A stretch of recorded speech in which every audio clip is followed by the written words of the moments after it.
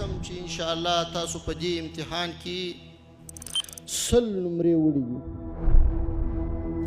زه دا په جرئت سره ویلی شم چې د افغانستان د هوایي ځواک په تاریخ کې تقریبا 100 کاله کېږي دا تر ټولو پرمختللي او کامیاب عملیات و.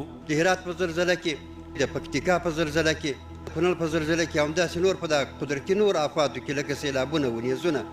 دې نه بهترین کومک پرمختللو هېوادو کې هم امکان نه لري. زخمیان مو انتقال کړله، خوراکه و علاج تداوي هر څه ته مو زمینه مساعده کړله.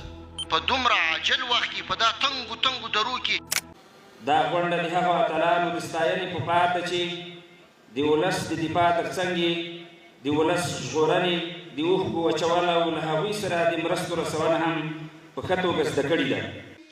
سبحان ربك رب العزة عما يصفون وسلام على المرسلين والحمد لله رب العالمين.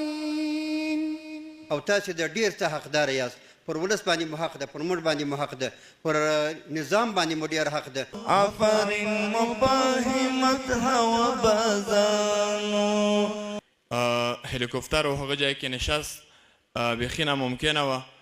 نو موږ هلته چې کله نه د فړو په توسط، ریفلینګ او فاسرو په توسط باندې ښکته شولو.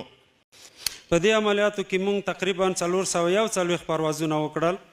دغه ځایونو کې چې زموږ قهرمانو پیلوټانو نشستو برخاست کولو دا د امکان څخه لرې وه. شمعې غوندې ویلې شولفت کې دا وطن ځان ستړی ستومان کړه په خدمت کې دا وطن ځان ستړی ستومان کړه په خدمت کې دا وطن شمعې غوندې ویلې شولفت کې دا وطن ځان ستړی ستومان کړه په خدمت کې دا وطن ځان ستړی ستومان کړه په خدمت کې دا وطن راشه مروره په اخلاص غاړه غړې شو راشه مروره په اخلاص غاړه غړې شو.